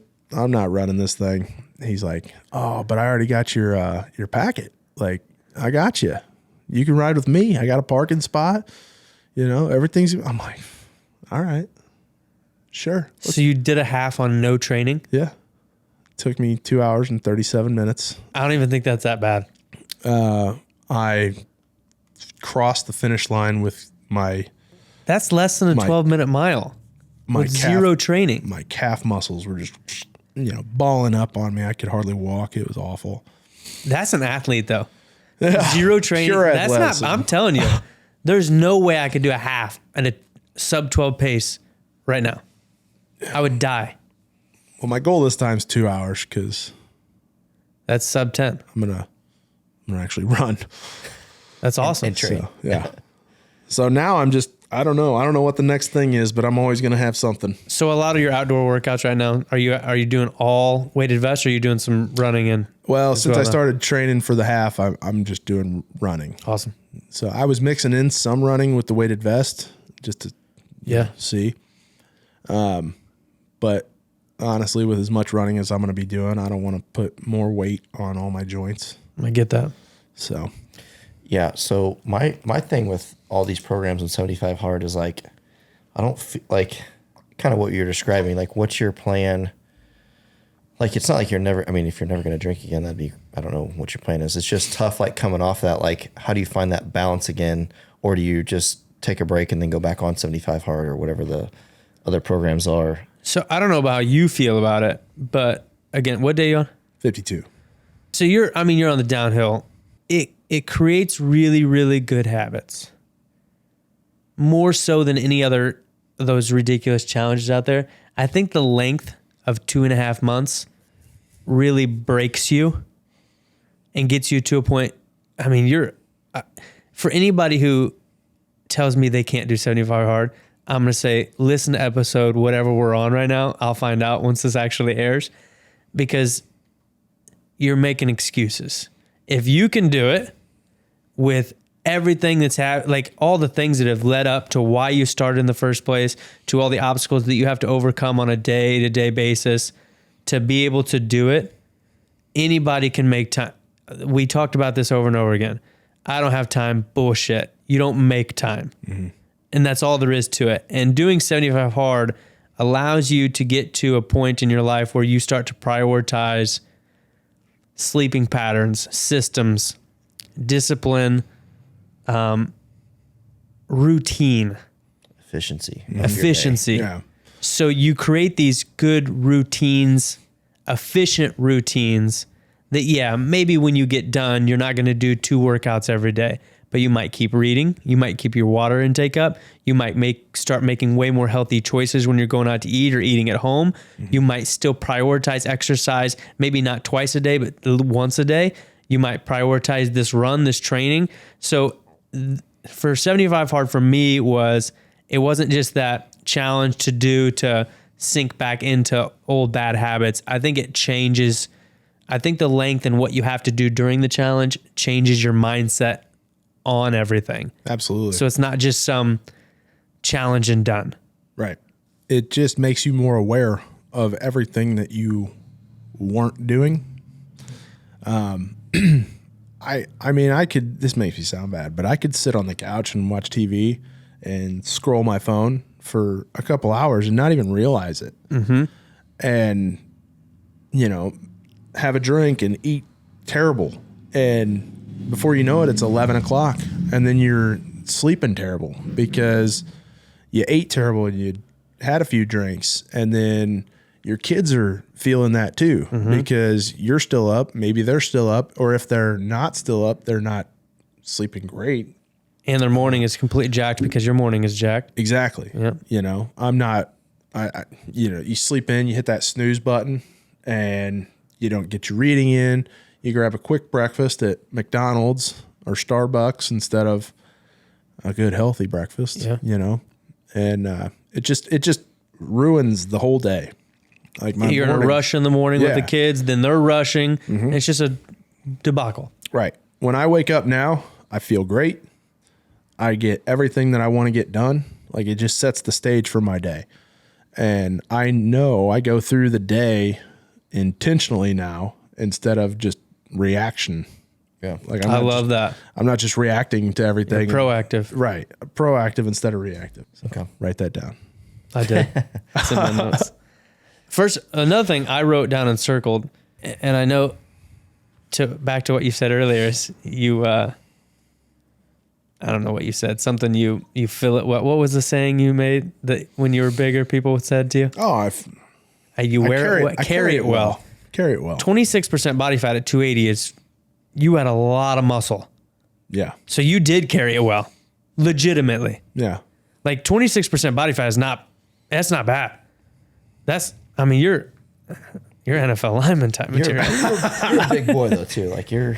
How tall are you? dude. 6'3". Yeah. That's gigantic to me. I'm 5'6", so that's 9 inches. That's like, what is that? 9? That's 9 inches. Yeah, can we get that on camera? By the way, hits the ball a mile. Hits the golf ball. Well, I don't know if he mile. hits it that much farther than me, but It's impressive. I feel like if we both had a putter in our hands, I could putt it similarly to him, like distance wise. Yeah. I thought you just meant poorly. No, I know how bad you putt. No, you do hit a golf ball differently. I hit it that far so that I can still make par with my 3-putt. I think that's a great. Like I did on number 10 at Circling Raven. Yeah, you hit a 440-yard drive. Granted, downhill a little bit. Wind was helping. Wind was helping. But you had a 98-yard wedge into a par 5. And we made the same score. No, that's all right. What about number 10, though, that I was talking about? The, 380? Okay, first of all, Green? you hit it. putt. You hit it and you go, that was awful. Wow. And then it landed, you go, oh, it's on the green. I guess it's okay. We're like, what? Yeah. Do you remember what hole that was? Yes. Yeah. Cam lost like 7 balls on that hole. Yeah. We found out there was a drop zone. Yeah. He thought he par. was gonna get like a 15, made par. That was a fun You course. got to let the rules of golf work towards you, I work agree. for you, Yeah. you know? Not against you. Circling Raven. But to your point, I still don't think, I know that you have to be a goal. I think most people have to have that goal to keep training and doing stuff. We talk about, right now I'm doing a powerlifting competition next month, and I always have to have these things to get me into something. But I think when you get done, you're going to look back and be like, yeah, I'm glad that I signed up for this half marathon because I'm going to crush it, but I didn't need it because I'm still going to do what I need to do. Because I think you're going to look at all the things that you have accomplished and the differences that it's made in not only your life, but your children's life now, and say, I'm never going to go back to what I was doing beforehand because it's made such a positive impact on everybody. Because if we've talked about this, if you're the best version of yourself, you're going to give the best version of yourself to your kids as well, which is ultimately what you want to do as a dad at all times. Absolutely. That's what it's all about. So, and that's the whole purpose of everything. Like, I didn't like where I was going. I needed to recalibrate, and that's something that you kind of were talking about with your 75 hard. It just gives you a new template, it just recalibrates, re-energizes you, and helps you put these systems in place so that maybe the kids don't know it, but they are becoming much better versions of themselves. I mean, they came to me and said, I'm going to sleep in my own room tonight. And I'm like, okay. Yeah, I feel like, once again, we've talked about this too, is you had the awareness and you saw like the path you're heading down. You're like, you weren't happy with yourself, basically. And I think that and that's why I love 75 Hard, is because it's a drastic change. Like, there's a program, it's a mental toughness program, basically, and you're forced to do this if you're going to do it properly. That's what I love. Like, it can turn you out of that. That's like what I think is the most helpful about it. Another thing that you said, though, that I think is very important, and I know you pressed on it quite a bit, but I think males in general have this negative connotation of therapy. Mm-hmm. That I don't need it. That's for weak people. I'll be fine. That's bullshit. Absolutely. I personally think that every person in the world should have somebody they can talk to who doesn't know them personally, who can give you a outside perspective of your life and say, hey, man, you're doing great, but here's some things that we can do to make it even better. Yeah. Or you're doing shitty.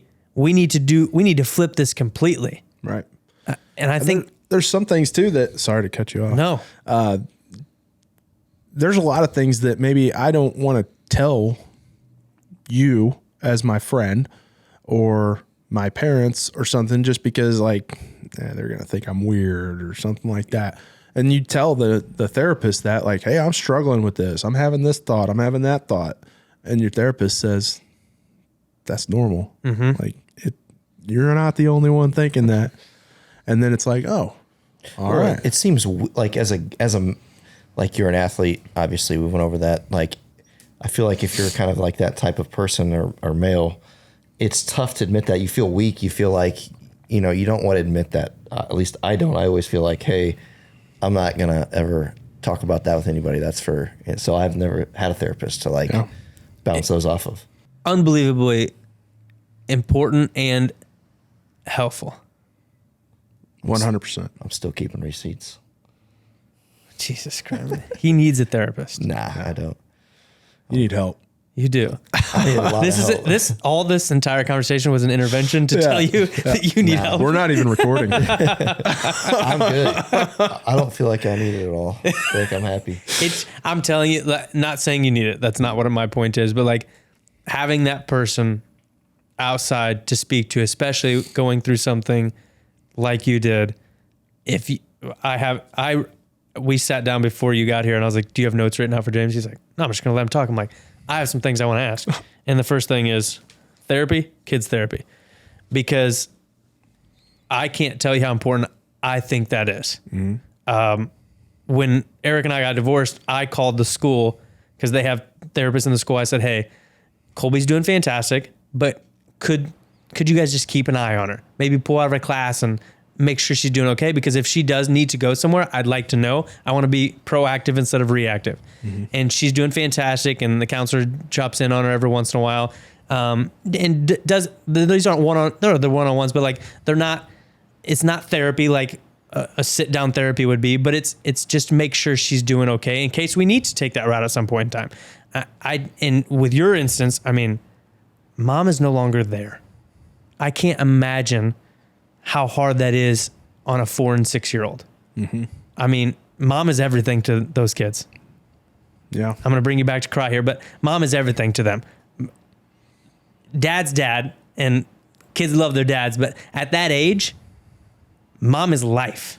Absolutely. So having that, literally, that was my number one thing I wanted to make sure, not to tell you needed to do it because I knew you were going, I knew what the answer was going to be, but for anybody on the outside like that, don't think that that's a weak thing to be doing. Like give you and your kids the best possible way to succeed in life. And if that's to talk to somebody, then you have to do that. And I can't stress how important, I guarantee you know how important. You've harped on it multiple times. The importance of that was probably one of the biggest things you guys did. For sure. One thing that's really helped me with, I was always the bad guy, good cop, bad cop situation. Like Lindsay's form of discipline was, do you want me to call your dad? I'm calling your dad. Do you want me to tell your dad what you just did? Yeah. And so the kids like indirectly, or not, I guess not indirectly, but subconsciously developed this thing like, oh shit, dad can't know what we did, or oh crap, dad's the bad guy. And then I would come in and play the part and be like, you need to go to your room. You need to do this. And we talk about it. And so now playing both sides where I need to have a level of discipline. I can't have them just acting out or, whatever. But I also need to be like sweet about it. Compassionate. Yeah, that's a better word. Yeah. Did you read a dictionary? Yeah, twice. Yeah. So therapy's really helped me with that. Yeah. Because like I can still be tough. I can still have discipline with the kids, but I can do it in a better way. Yeah. You got to wear two hats now. Right. Yeah. And so that's, I mean, there's so many moving parts. I'm still learning. I mean, Oh, you're going to learn till the day you die. yeah. And there's nothing wrong with that. Yep. And they understand that. They're smart. They're resilient. They're going to learn with you. And that's how you should want it. Absolutely. Yeah. I have to, if we're going to wrap things up, I have to tell the one brick house story for everyone else to hear. Oh my gosh. That is. Let's hear it. You were there. Yeah. So it's still one of the funniest things I've Show's ever over, experienced folks. in my entire life. I know exactly what you're talking about. So for everybody listening, now you've just heard this Thanks for entire tuning story. in. You've heard this entire story. All right. We're at Brick House playing golf. It's I think it's Wednesday at 11. I'm gonna set the scene. We just ordered lunch. We're hitting golf balls. James is hitting it way further than us. Oh, whoa. Not Way further than us. That's not true. He's got a couple miles. AJ's up on the tee. Me and Jimmy D are sitting behind him. And AJ just starts bitching. He's like, "You guys just don't understand." He says, "Sandy just gets up in the morning and she leaves me to do everything with the kids. I got to get them ready for school. I got to pack their lunches. I got to do this and do that." And James looks at him and goes, "Man, that sounds rough." And AJ immediately realizes that James does this shit every single day. And he's like, "God damn it." And me and James are in tears at this point in time. I'm dying laughing. And AJ, I don't know if you've ever been redder in your entire life. That was good. I mean, I wanted to see myself out of that. Man, you got it rough, bro. "Man, you got it rough." And I literally was like, I think I had tears streaming down my face. That was one of the best moments I've had. I'm usually not around James when I talk like that. And I immediately looked at his face and I go, "Yeah, this isn't going to go well for me." It's not. Oh, I love it. All right, I think that's all we got today, boys. Yeah. Well, I do want to thank you for coming on as the first guest. Thanks for having First of me. all, thank you for telling us that story. Thank you for telling at least 37 people that story today. Yeah. Because that's the amount of followers that we have. Maybe we'll get 38. Yeah. We share this with Andy Frisella. Talked a lot about 75 We hard. did. Yeah. How it's improved James' life. First form. Bang, bang. Not an ad. I don't think he likes us. That's all right. If he's listened to any of our podcasts, we've talked said about his how awful their stuff- energy drinks are. I'm going to be honest with you. I like the orange. I don't And I hear dislike there's a the new energy flavor drinks. out now. The nude flavor looks fire. It's like The berry, this- the super berry blast or Yeah. something like that. It's probably going to be Yeah, awesome. I don't know. I don't think they're terrible. Their protein is the I best. love it. The best tasting. Orange And let me just tell you, not an ad. I put in an order for a bunch of stuff. I've been listening to this podcast, Healthy Dad, Wealthy Life. You need, supplements and stuff. agree. So I put in an order in my blood work that said my liver enzymes were high. My vitamin D is also low. So I got some vitamin D. I got some magnesium. I got a bunch of stuff. Like $200 worth of stuff. And I noticed, usually they're on the ball, like you place the order, and I didn't go to S2. Sometimes I just prefer to go online, nothing against them. Great dudes. Sometimes I just go online. Yeah. I place the order. Usually they're within an hour, maybe a day at the latest, you get, okay, it's shipped. And then a couple days later, it's at your house. 2 weeks went by. I'm like, I haven't got any of my stuff. So I checked, still hasn't really been processed. So I emailed them. They go, I don't know what happened. I'm so sorry. This is not like us. They reprocessed it, refunded my $200 and whatever dollars, gave me a $40 gift card, and stuff was in the mail in an hour. I'll have it tomorrow. Their customer service Incredible. is the best on planet Earth. Yeah. I was amazed. So the reason Not that I wasn't pissed. Yeah. I wasn't You're trying just to get used, anything you're free just used stuff. to their good customer service. I'm just like, I kind of want my stuff. Yeah. Could you send it? Yeah. And he's like, oh, dude, I'm so sorry. Here's your money back. Here's some more, and your stuff will be there tomorrow. So here's why I fell in love with First Form. I know we tried to end this podcast, but I got to tell this story. Again, I love all their products except their energy drinks. Just side note. But I have my separate channel through work, Dr. Backcrack, shout out. And I used to do every Wednesday we did a Wellness Wednesday. for a long time. I'm familiar with that. Yeah, sometimes they were funny. Sometimes it is what it is. I almost stopped one time. I was up here at the restaurant next door, and these two kids were sitting at the table, and they're like, "Hey, are you the Wellness Wednesday guy?" And I'm like, "Never stopping doing this. That was the coolest thing ever." However, I ordered something from First Form, and when they send it, sometimes they send you notes. Right? They probably said, you're going to get a note that said, probably on this one, we apologize for the delay, something like that. It's always a handwritten note. Thank you for ordering with us. We appreciate your, it's not, I'm talking, it's handwritten note. They have a separate people there, handwriting notes. Yeah, I've ordered there before. Okay. This guy. Handwritten. This guy I've never met in my entire life.